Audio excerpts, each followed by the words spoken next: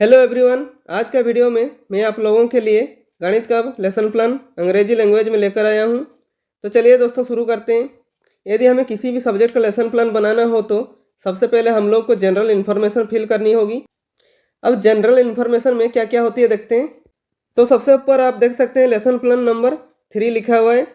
यहाँ पे आपको लेसन प्लान नंबर लिखनी होती है, जितनी भी नंबर आपके लेसन प्लान की होगी। उसके बाद यहाँ पे नेम ऑफ द स्कूल लिखेंगे। अब जिस भी स्कूल में पढ़ाने के लिए जाएंगे उस स्कूल का यहाँ पे मेंशन करेंगे। उसके बाद यहाँ पे नेम ऑफ स्टूडेंट टीचर लिखेंगे। उसके बाद यहाँ पे क्लास मेंशन करेंगे, तो आज का क्लास है क्लास 7 के लिए है। उसका सब्जेक्ट मेंशन करेंगे, आज का सब्जेक्ट है मैथमेटिक्स। उसके बाद यहाँ पे टॉपिक मेंशन करेंगे, तो आज का टॉपिक है लाइन्स एंड एंगल्स, ठीक है। उसके बाद यहाँ पे पीरियड मेंशन करेंगे, अब जिस पीरियड में पढ़ाने के लिए जाएंगे उस पीरियड के यहाँ पे मेंशन करेंगे। उसके बाद यहाँ पे ड्यूरेशन, तो ड्यूरेशन है 45 मिनट। किसी किसी विद्यालय में 35 मिनट भी होता है, तो आप अपने स्कूल के हिसाब से देख लीजिएगा। उसके बाद यहाँ पे डेट मेंशन करेंगे। यहाँ डेट इसलिए लिखा जाता है क्योंकि जो भी आपका फाइल चेक करते हैं फ्यूचर में, तो उन्हें पता चलता है कि आप किस सब्जेक्ट को किस दिन पढ़ाने के लिए गए थे, ठीक है।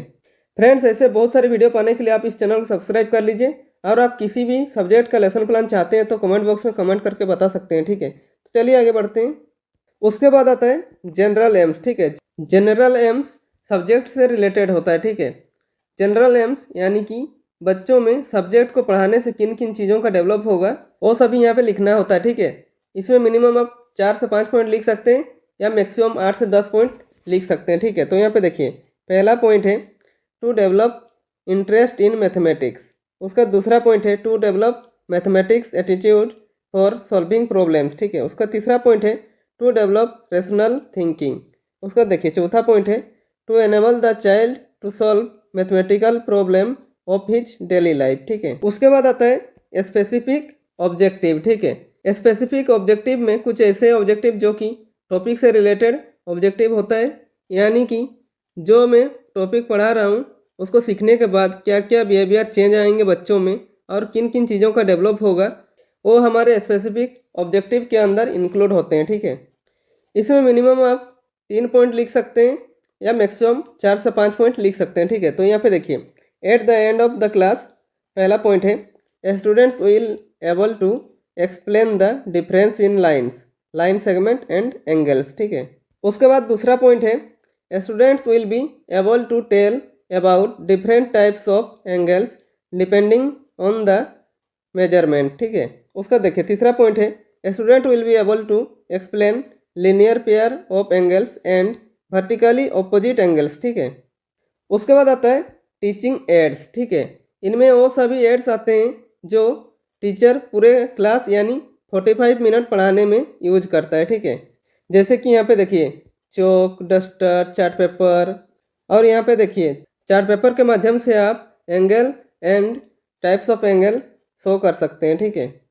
उसके बाद आता है टीचिंग मेथड, ठीक है।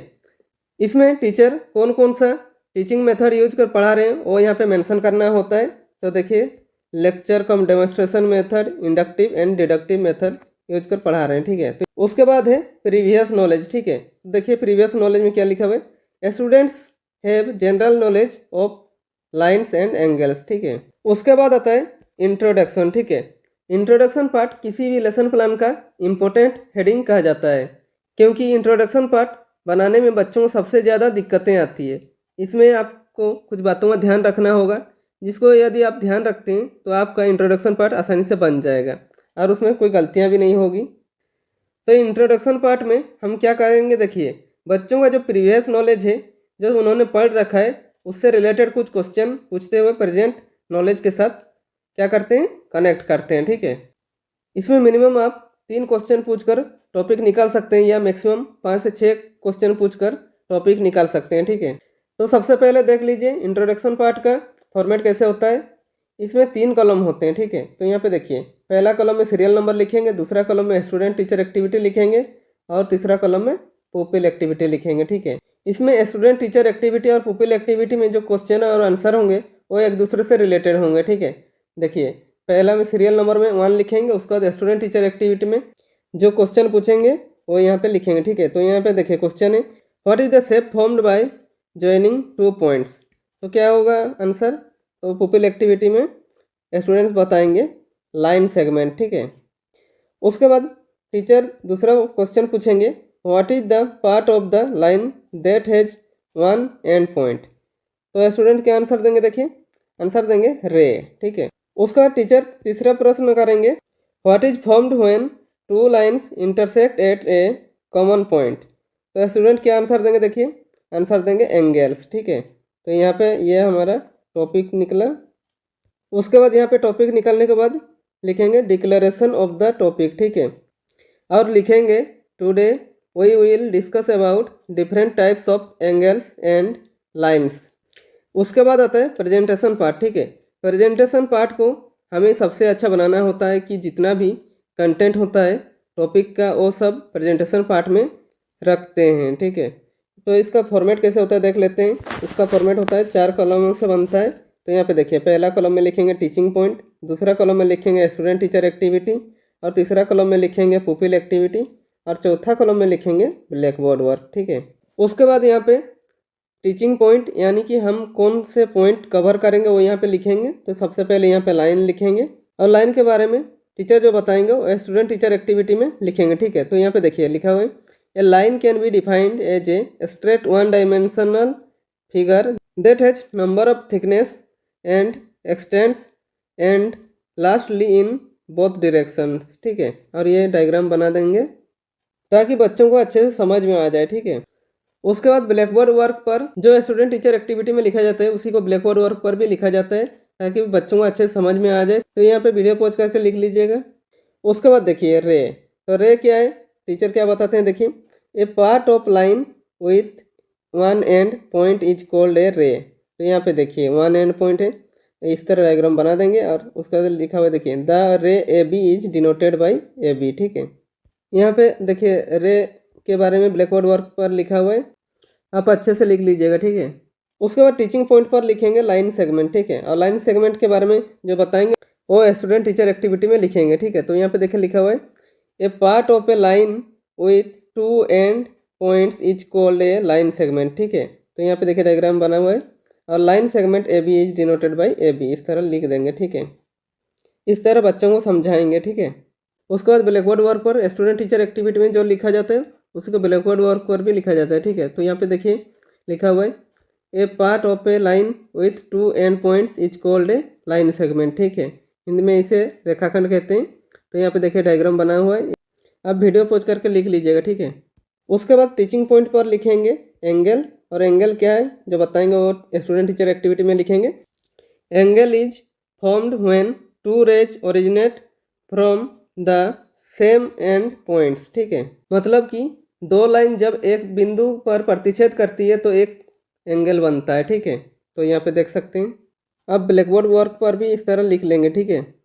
उसके बाद टीचिंग पॉइंट पर लिखेंगे टाइप्स ऑफ एंगल्स, ठीक है। तो यहाँ पे देखिए स्टूडेंट टीचर एक्टिविटी में लिखेंगे the following are the types of angles based on measurement, ठीक है। तो यहाँ पे देखिए पहला एंगल है एक्यूरेट एंगल। तो एक्यूरेट एंगल क्या है देखते हैं।